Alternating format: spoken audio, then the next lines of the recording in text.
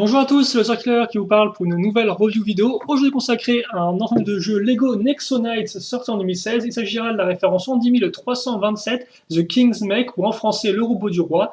Il contient 375 pièces et coûte la somme de 34,99 €. Et aussi, il faut bien le dire, il s'agit d'un des 3 modèles édition spéciale de cette première vague 2016. Donc en clair, un peu plus difficile à trouver en magasin. Voilà, en clair, uniquement 3, par exemple, dans certains magasins de jouets et bien évidemment sur la boutique en ligne officielle de Lego. Donc le mode d'emploi, avant de passer au contenu en lui-même, donc très rapidement, là encore, rien de spécialement extraordinaire à en dire. Le tout se construit en une centaine d'étapes, plus ou moins importantes comme d'habitude. Pour le reste, l'application, des petits guides effectivement pour mieux scanner votre Nexo Pouvoir, où trouver vos Nexo Pouvoirs, les différents modèles de la vague 1, sauf édition spéciale présentée dans un joli diorama, les différents modèles Ultimate, le club, et je crois que c'est à peu près tout, avec la liste des figurines, la liste des pièces, et voilà pour le mode d'emploi. On passe maintenant donc aux figurines, 3 au total dans ce modèle. La première étant du côté des monstres, et bien Flamethrower, ou en français le lanceur de flammes simplement. Laissez-moi juste, voilà, faire en sorte que vous puissiez le voir au mieux. Donc le lanceur de flammes qui fait sa seconde apparition après être apparu pour la première fois dans le méca cheval de Lens. Donc je vous le remontre, hein, comme vous pouvez le voir, lui il est torse nu, il a son petit carquois à flèche et une coupe iroquois. Voilà. Et comme vous pouvez remarquer, il a aussi un imprimé arrière au niveau du corps et du visage qui représente des petits points un peu de flamme, quoi, voilà. Des points un peu de magma. Comme ceci. Le second personnage, qui est lui exclusif à ce modèle-là, eh bien, il s'agira du roi Albert. Donc là que je vous montre avec sa rêve entière, car effectivement, on va devoir lui mettre une petite barbiche. Mais avant ça, rapidement l'imprimer avant. Et voilà pour la barbe. Comme ça. Hop, et l'arrière aussi. Et donc on peut avoir une très jolie armure dorée en fait. Hein. En termes d'imprimé, c'est vraiment très très bien je trouve. Et bien sûr, il n'est pas chauve, il vient avec sa coupe de cheveux plus couronne. Comme ceci. Il aura aussi des armes, mais ça on le verra un peu plus tard. Enfin, le roi vient équipé de son Kingsbot, donc en clair son petit robot personnel, en couleur bleu clair cette fois-ci, comme vous pouvez le voir avec le logo forcément royal. Hop là. Et là encore, hein, le Kingsbot est exclusif à ce modèle-là. Quant au Nexo Pouvoir 2 au total, le premier étant... Ah oui, excusez-moi, je me suis trompé. Étant Backfire, qui est retour de flamme. Voilà. Et le second étant Storm Dragon, Dragon Tempête, qui apparaît aussi dans le modèle Ultimate Robin. Et je pense qu'on a fait le tour, donc on peut commencer avec les constructions maintenant. La première étant eh bien, l'arbalète de Flamethrower qui ressemble à ceci. Donc c'est assez intéressant car c'est la première fois qu'on a vraiment une sorte de structure un peu comme ce côté des monstres. En clair, simplement une sorte d'arme de défense fixe, hein, donc pas un véhicule pour changer, voilà. Donc qui ressemble à ceci, et comme vous pouvez le voir, c'est composé de 2 parties, la base, très simple, c'est que vous allez mettre le personnage, et puis ensuite effectivement ou plutôt l'arbalète en elle-même qui sera légèrement amovible de bas en haut. Et donc l'arbalète effectivement est constituée de 2 éléments, enfin 3 éléments plutôt, la base avec la poignée ici, et sur les côtés, comme vous pouvez le voir, des mini-arbalètes donc, qui lancent vraiment les projectiles. Et donc vous pouvez retirer par exemple si vous souhaitez pour la mettre directement dans la main du lanceur de flammes. Et enfin, le troisième élément, donc, des sortes de cordes, comme on peut voir, qui font un peu comme comme une sorte de corde tendue pour lancer une flèche d'arbalète, quoi. Voilà. Donc dans l'idée, et en termes de dimension, on est dans du 7 de largeur, 7 de profondeur et 5 de hauteur. Voilà. Pas grand chose de plus à en dire, vous noterez cette partie orange transparente au milieu qui rajoute du détail. On passe maintenant au robot du roi, et on va commencer avec eh bien, son corps, que voici. Alors le corps, comme on peut le voir, assez simple, entre guillemets, dans le sens où ça reste avant tout des briques système classique, donc des plaques, des briques pentues inversées, comme on peut le voir, donc pentues ou non. Vous remarquerez bien ici, bien forcément ici, la présence de bol jaune pour les jambes, et puis surtout ce qui va nous intéresser, effectivement, c'est la présence de ces pièces-là, ici et là, qui vont permettre en fait de solidifier le corps pour que le haut tienne bien avec le bas. Et donc pour ce faire, on va accrocher différentes pièces. La première étant cette poutre technique ici, qui, comme on peut le voir, a un taille assez intéressant, à savoir une sorte de petite clé qu'on doit tourner comme une sorte en fait de jouet robot, quoi, ce qui est assez rigolo, je trouve. Et d'ailleurs, vous remarquerez aussi les deux armes du roi, donc deux épées. Une un peu plus futuriste, l'autre assez classique. Et sur les côtés, on a casé une autre poutre, sauf que comme vous pouvez voir, en fait, la poutre sera directement reliée à différentes briques qui vont permettre eh bien, de créer complètement le côté de notre méca, qui pour l'instant est assez vide, comme vous pouvez remarquer. Donc on met ça ici, on assemble, et donc là, maintenant j'ai plein de tenons alignés, ça tombe bien. Je vais pouvoir caser cette partie-là. Et donc là, maintenant, j'ai fait les côtés de mon robot. Au-dessus, pas grand-chose à dire, vous avez ici la connectique pour le bras, et donc nous, on va rajouter juste eh bien, 3 éléments. Le premier étant tout d'abord l'aile, ici, qui fera en fait comme une sorte de cape, donc on va accrocher à ce niveau-là, il y en aura forcément une sur chacun des côtés. Ensuite, l'épaulette, qui est reliée de façon très ingénieuse, je vais y arriver, grâce à sa petite pièce grise ici, qu'on va caser là-dedans, dans la barre. Et donc, comme vous pouvez le voir, c'est sur pivot, comme ça. Et enfin, à l'avant, la tête du robot qui sera faite avec cette pièce de visière, qui normalement est apparue dans les modèles Hero Factory, si je ne dis pas de bêtises. Et donc ça, et bien là encore, c'est relié à l'aide d'un corde droïde qu'on va relier directement dans le petit trou ici. On met ça là, et donc maintenant, pour le corps, il ne reste plus qu'un seul élément, qu'on a déjà vu auparavant, il s'agit en effet du bouclier, qu'on va raccrocher directement ici. Et donc là, eh bien, j'ai fait mon torse, ma tête, mes épaulettes, ma cape, bref, j'ai mon corps qui est complet. On passe maintenant aux jambes. Les jambes en 3 parties. Comme vous pouvez le voir, la première, donc les cuisses, est faite avec 2 pièces d'accroche connecteurs, donc qui sont reliées non pas sur la même ligne, mais en fait à une ligne de décalage, ce qui est assez intéressant. Puis vient cette partie-là de la jambe, donc comme parfois avec ces grosses pièces ici qu'on avait déjà pu retrouver au niveau du torse, et surtout aussi la présence de ces pièces-là qui rend franchement bien en tant que genouillère. Ça, on l'accroche ici, et comme vous pouvez voir, il n'y a aucun souci, ça passe crème. Et puis enfin, on a le pied, avec une barre qui passe entre la partie arrière et la partie avant, avec un peu au milieu, qu'on relie comme ceci. Et donc là, on a notre jambe qui est complète. Ça, on le fait x2, et on pourra ensuite le raccrocher effectivement à notre corps. Je le mets là, mais tout juste après, j'ai passé directement à l'accroche des bras. Et donc les bras sont asymétriques, donc sont différents. Voici le bras droit, comme vous pouvez voir, qui est assez simple. Encore, il y a des accroches. Idem pour les mains, c'est vraiment des pièces qu'on a déjà eues auparavant. Et comme vous pouvez voir, accroche cruciforme pour caser la lame. La lame que voici, donc une grande épée qui fait d'ailleurs 17,5 cm de long. Comme vous pouvez voir à l'arrière, forcément, c'est un peu moins glorieux, mais voilà. Et donc là, vous avez l'accroche effectivement cruciforme qui vous permet de mettre ça ici. Et voilà, donc effectivement, vous pouvez pivoter, comme on peut voir, à ce niveau. Donc on a quand même le petit pouce, vous avez pu remarquer.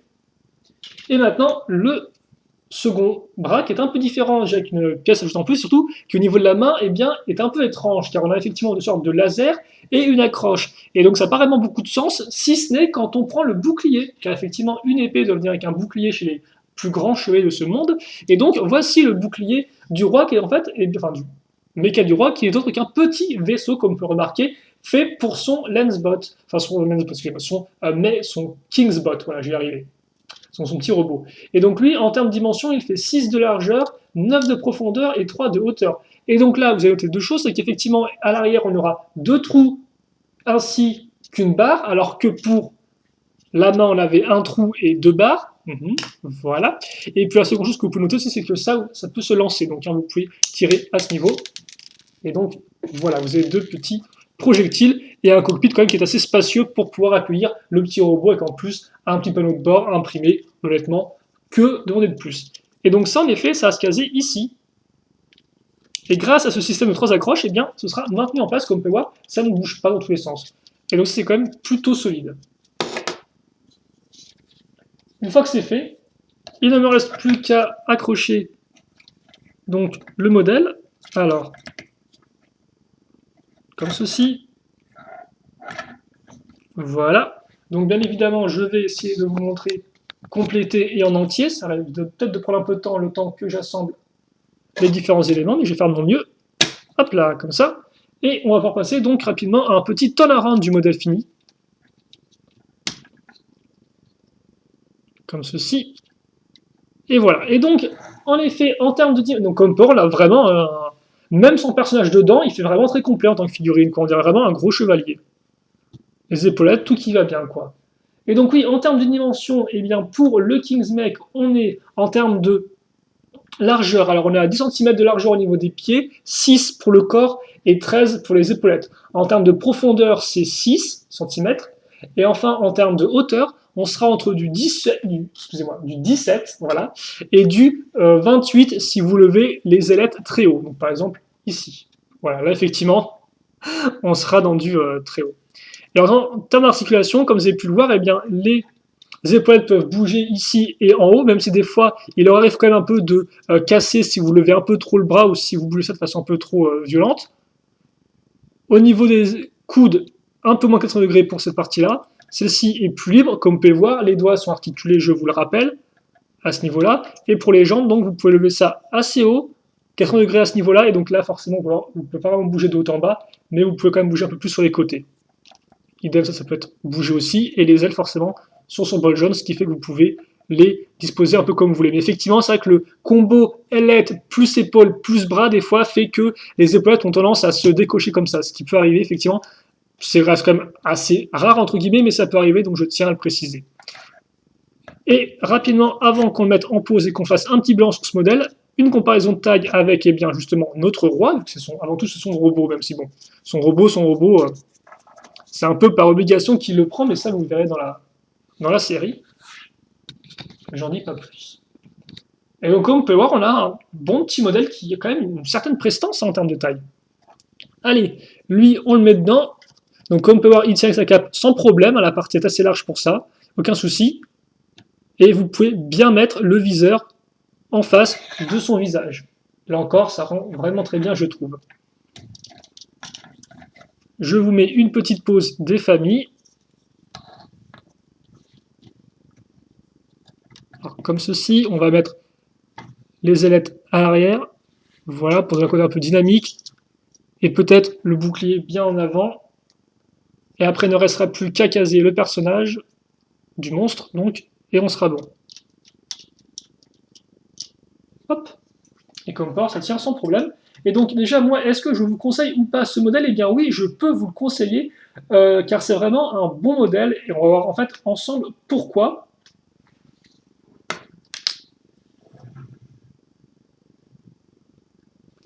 Comme ceci. On va le mettre comme ça, genre, il se rend pas compte qu'il y a un gros robot derrière lui qui va l'attaquer. Tiens, ce sera mignon tout plein comme ça. Allez, voilà. Donc oui, effectivement. Alors par contre, est-ce qu'on pourrait pas voir l'autre, elle au-dessus? Ah si, voilà. Il faut un peu bouger l'épaulette, mais voilà, effectivement, si vous prenez le temps de bouger les éléments les uns après les autres, vous allez quand même arriver à faire des bonnes pauses sans souci. Hein. Voilà, comme ça. Donc oui, ce que je voulais dire, c'est que c'est un très bon modèle pour plusieurs raisons. Donc si on fait un petit récap rapidement, déjà niveau figurine, on n'est pas trop mal. On a le roi qui est un personnage qui est assez important, donc le père de Massis, qui n'est pas rien, qui vient en plus avec une très jolie armure, ou tout du moins un très joli imprimé de corps. Franchement, doré comme ça rend très très bien là encore.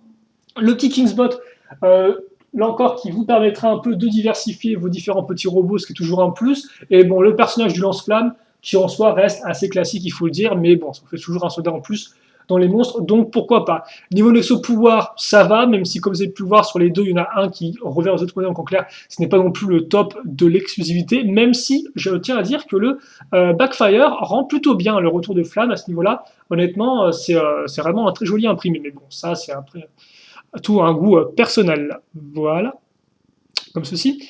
Après, pour ce qui est de la construction, bon, la Tarballette, j'en parlerai pas trop, elle fait son office, et qui plus est, comme j'ai dit, elle remplit un trou, effectivement, dans le sens où il n'y a pas d'autres, vraiment, pièces comme ça dans l'armée des monstres, selon moi, là, sous des véhicules, mais pas vraiment de pièces comme ça, vraiment fixes, donc, honnêtement, là encore, voilà, ça permet un peu de compléter votre armée, ce qui n'est pas mal du tout. Et enfin vient le robot en lui-même. Donc le robot qui niveau chemin de couleur n'a rien à se reprocher, il fonctionne très bien. Les parties grisées comme des sortes de bandes qu'on peut voir qui partent du haut du corps, qui continuent tout le long des jambes à ce niveau-là, donc ça rend vraiment très bien. Les parties vraiment bien bleues au niveau des extrémités, par exemple là c'est tout bleu, là c'est tout bleu avec juste un tout petit peu de gris. Donc on a vraiment un chemin de couleur qui est travaillé et qui fonctionne bien, avec en plus effectivement quelques accentuations de orange transparent sous les armures. Donc là encore, vraiment, tout a bien été réfléchi et on a un bon schéma de couleur qui est vraiment homogène.